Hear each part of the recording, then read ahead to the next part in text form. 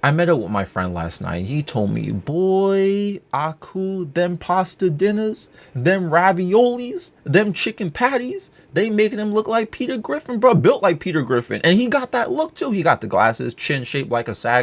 He got the shirt tucked in all the time. And he's telling me how he's trying to get to the gym. But it's hard to do things that you don't really want to do. There's like a handful of reasons why people have a hard time figuring this out.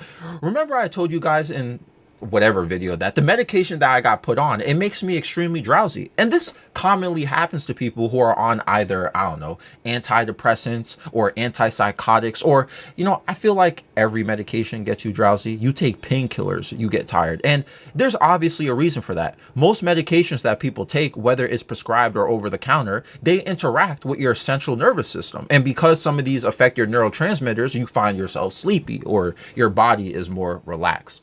So since I've been experiencing this, I've shared that I kind of picked up a habit of drinking Gorilla Mind. I used to drink Ghost. Ghost is good, you know what I'm saying? I'm not into Monster or Red Bull, but Gorilla Mind, I like it better. And I'll put the ingredients or whatever on the screen. I think I showed this to you guys before. Yo, nothing makes me feel like I'm on Adderall except this. My dosage of my medication is so high that if I don't drink some form of like caffeine, I'm sleeping for like 15 hours a day. I spoke to my psychiatrist about it and he said, yo, just take it at night, because you take it at night before you go to sleep, so it'll help you go to sleep. Yeah. And then I take that, I don't be waking up until the next night. You know what I'm saying?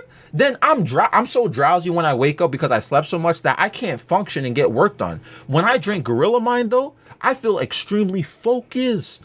I'm like working at 1,000,000 miles per hour. I get all my work done. I feel like my brain is ascended to another form of consciousness. I feel unstoppable. Now, obviously, relying on energy drinks is not ideal.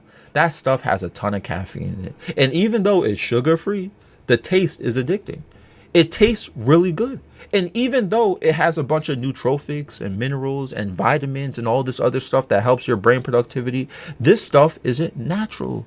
It's better than drinking the other energy drinks that are out there, to be honest, because mostly everything else is just sugar and caffeine in the can with like B12 and that's it. But what I started to realize about my productivity, and this is just me, but maybe you can relate to me if this is the case of what I'm talking about here. So just hear me out. What I noticed, my productivity is strictly based on alertness. When I'm stressed, therefore I can't get work done, or I feel burnt out, I'm not alert. When I have anxiety, I'm not alert. Lack of sleep, not alert. Lack of focus, not alert. Did I already mention when I have anxiety, there's not alert? With experimentation of this, remember how I said how I feel when I drink the energy drink? I'm laser focused. I'm not stressing about other things because my mind isn't wandering off.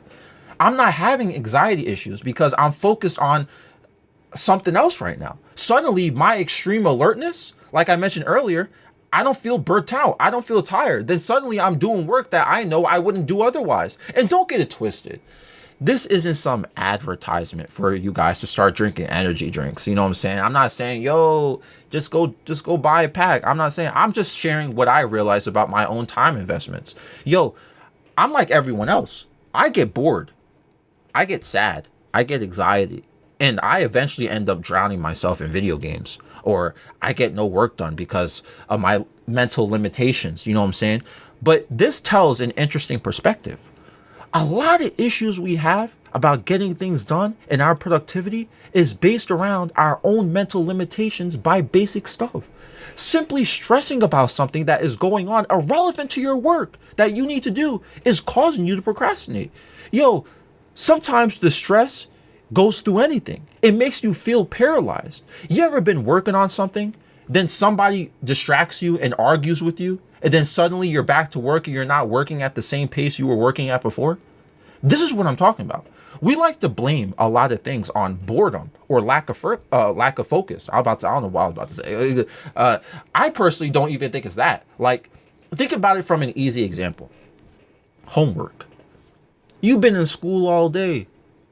You come home and now you're expected to do more work? Yeah, I mean, yeah, you are clearly, but you were in school all day. You probably burnt out or stressed out already. No wonder you came home and started playing video games all night. Oh, and let me tell y'all something that my friend did. Listen, I'm about to call him out on this one because I felt this is some BS and he knows it, but Look, my friend really wants to get into programming. He wants to learn how to code. I told this guy, let's work on a project together because I'll teach you while I'm going through it. Something easy and light, right? We're going to do something easy. We're going to use React.js. Now, for those who are unfamiliar with me, you know, I hate is a strong word, but I mean it. I hate front-end programming. I cannot stand web development. I hate CSS. I hate JavaScript. I hate jQuery. I hate XML. I hate HTML. I hate Bootstrap. But here I am saying to my friend, let's make a website in React. I am a C/C++ coder at heart. I like PHP. I like MySQL, etc. Now, Aku, why are you saying you hate all these front-end languages, yet you say you're going to code in React with your friend? Like, why you torture your flesh like that? Why you torture the soul like that? Because I want it to be fair from where we're both learning something new. This guy is so stressed out, my friend, about not knowing how to code at all, despite wanting to know how to code, that he doesn't want to work on it. He's making excuses to me now. This is a prime example of what I've been talking about all video, because I've seen people do this all the time and I've done it myself. So I'm not even mad at my friend about this. I've been like this too. I'm still like this with certain things, by the way, where I see something that I want to do, but okay, you know, I was going to make this as a surprise, but I'm thinking about taking EMT classes. When I was younger, I wanted to be a paramedic, but, I just never went through with it. I'm thinking about taking those classes so I could become a paramedic. I was going to surprise you guys with that one day. Like, oh my God, I got my paramedic license or whatever it's called, certification, whatever. But yeah, but I'm kind of holding that off because I'm scared about the work that I got to put in. See, this is what I mean though. When I see something I want to do, but I see the work it takes to do it, I begin to stress out. So now I don't do it. Think about it. I'm sure this applies to some of us, but I'm sure some of you guys had dreams and aspirations of doing certain things that you never pursued because the investment it takes to pursue it gives you anxiety or stresses you out. So you don't do it. You procrastinate. You maybe say, I'll do it next week or I'll do it when I'm ready. I feel like oftentimes we end up, we want the result. We want the end result more than we want the work that it takes to get to that end result. Like with my friend, he wants to know how to code, but he doesn't want to learn how to code. Does this make sense? Let's not forget that motivation is a feeling that isn't here all the time. It's there for one moment, then gone the next. I think a lot of it contributes to what I mentioned earlier about the distractions in your mind. It really makes it hard to get rid of these distractions. Nobody's perfect with it. It takes a lot to be strong and control your emotions. Sometimes procrastination leads to anger issues. I know some people who are strictly angry with things in life because they underachieved. When you have a habit of putting off your tasks, ignoring deadlines, you start getting overwhelmed, which as a result triggers frustration, which eventually leads to anger. That's literally how haters are born. Even last video about the marriage, right? I admit I was hating. Even though later in that video, I came to a revelation that there was no point in hating, but I'm hating and you guys were right. I don't know what her marriage situation is like. They're smiling in their wedding photos, but I don't know. You know what I'm saying? But hey, I feel upset because this woman who cheated on me and has a very questionable thought process achieved a task that I feel a little bit frustrated about in my own life. Hey, I didn't cheat. I've been faithful. How come she gets to do all of that? But you see where I'm getting at. I show my vulnerabilities all the time. You see how underachieving certain things brings the hater juice out of people. You get mad. And this is why you got to be more understanding of people's emotions. You got to build some sort of like, you know what I'm saying? Like usually when someone is mad or hating, it's usually a reflection about inadequacy. I gave myself a few gut punches a few moments ago about that marriage, right? She puts more work in to get into relationships than I do. And then how do I know that? Because she has more exes than I do. And she's always dating people and clearly cheating too. She bounces around a lot. She puts a lot more effort than I do. She made it to a marriage.